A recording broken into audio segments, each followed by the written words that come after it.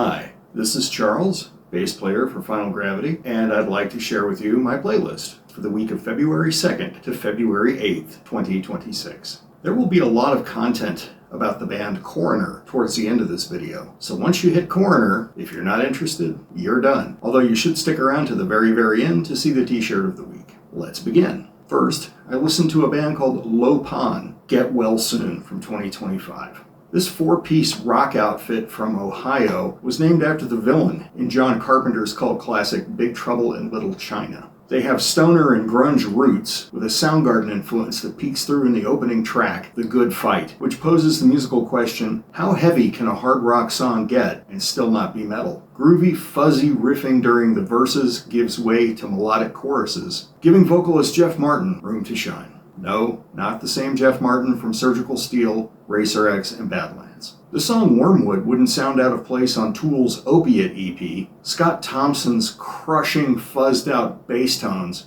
anchor numbers like Ozymandias and Stay With the Boat firmly to the Earth's mantle.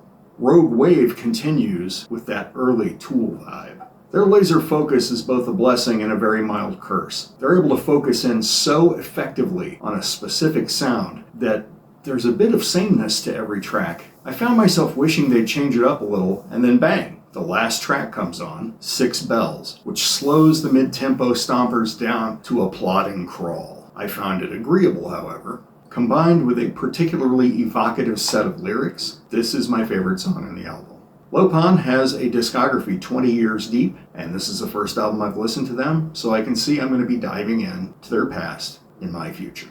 Next, I listened to Rivers of Nihil, the album Rivers of Nile from 2025. The album starts with a song called The Suborbital Blues. There's some harmonized singing with woos, which leads to a heavy pounding groove. Clean vocals appear for a moment, then Cookie Monster makes his vocal appearance, takes over for the clean singing, and things go very dark. Welcome to the first 20 seconds of the first song on this album, their 5th full length. Not long after, all of the previous layers appear at the same time. Layered harmonized vocals, death growls, blast beats, and dramatic gothic chord progressions. And a truly metal instrument, the saxophone, slides into the carefully constructed and controlled chaos. This is challenging, information-dense music with a lot going on, and you will know immediately if you are a fan of this or not. As the second track, Dustman, starts, I was reminded of Fear Factory, but Rivers of Nile are incredibly original, so it is a fleeting comparison. Criminals features a cleanly sung chorus with weirdly voiced, thick, but fairly clean guitar chords, amidst the raw-throated screaming vocals, blast beats, and precision-stringed instrument riffing. Things get a little Opeth-y in the sax-tinged Despair Church. There are some electronic experimentations in the primarily melodic Water and Time and The Logical End, a track where the sax shows up again to play a tasteful solo about 2/3 of the way through the track before the crushing side of Rivers of Nile appears again to destroy everything for a brief moment before a catchy melodic section closes out the song. The production is clean and crystal clear. No mean feat with everything that's going on in this musical maelstrom. What's especially impressive is the way everything is tied together in a way that makes a sort of unified sense, despite the disparate styles and sudden tonal shifts. This isn't like Mr. Bungle or Between the Buried and Me. Instead of highlighting the sharp differences between their influences and sections, Rivers of Nile has created a musical continuum unlike anything I have ever really heard before. The novelty is valuable. Be prepared though. If you want to dive in, you have to be comfortable with death metal vocals. Next on the playlist is the new Pelican EP, Ascending from 2026. 4 tracks from the masters of post-metal. You get what you expect from Pelican. Well, on 3 songs anyway. Sinister, grinding riffs, quiet, restrained passages, expansive sections, drama, and cinematic qualities. However, the song title Cascading Crescent may be familiar to you if you've listened to the latest Pelican full-length album, Flickering Resonance from 2025. This version of the song, however, has vocals. Screaming and Singing is by Jeff Rickley, vocalist with influential post-hardcore screamo band Thursday, as well as goth-influenced outfit No Devotion. To be honest, I definitely prefer the instrumental version of this tune. We have now reached the Coroner portion of our show. I went to see Coroner on their latest tour last weekend at the Glass House in Pomona. I figured I had better bone up on their past catalog since they were bound to be playing something besides just tunes off their excellent new album, Dissonance Theory. First up, I listened to Coroner's album No More Color from 1989. The Swiss metal trio go riff crazy in the opening moments of Die By My Hand, the first track. Unusual chord changes and unexpected breaks blur past, accompanied by bassist vocalist Ron Broder's shouts until opening up into a killer guitar solo section, where Tommy Vettorelli really shines. This approach continues more or less throughout the entire album, marked by occasional virtuosic tandem passages between guitar and bass. Mistress of Deception and Why It Hurts contain really good examples of this. There are gearbox-stripping tempo and speed changes in every song, going from relatively normal tempos to half-time to double time with almost no warning. Marky Edelman's dual bass drum assault propels these tracks athletically.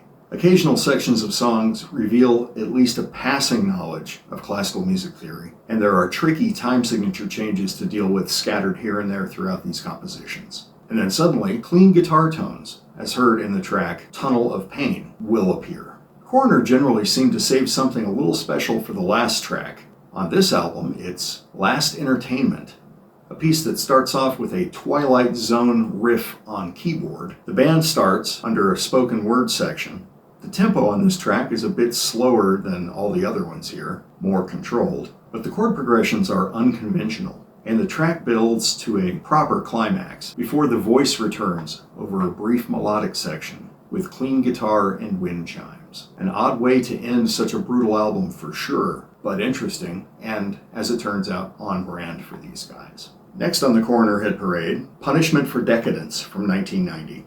After a very brief intro, Absorbed kicks off with complex riffing that finds guitar and bass playing parallel parts in tandem at a pretty good clip before lurching into the usual Coroner double bass drum propelled mayhem. The usual Coroner half-time, standard time, double time shenanigans. Sharp-eyed viewers with a good memory may recall the second track, Masked Jackal, had a video in rotation on MTV's Headbangers Ball back in the day. Technical riffing with a vaguely classical style motif, the cycle of fourths, is featured in the instrumental Arclight. Metallica's For Whom the Bell Tolls might be a distant influence on the opening moments of Skeleton on Your Shoulder, but the speedy, tempo, dissonant chord voicings, not unlike Voivod, and copious, knuckle-busting, very involved passages wipe away any ghosts of other bands. The closing track is the Coronerified cover of Jimi Hendrix's Purple Haze, which is both a better idea than you might think on the surface, but also strangely unsatisfying.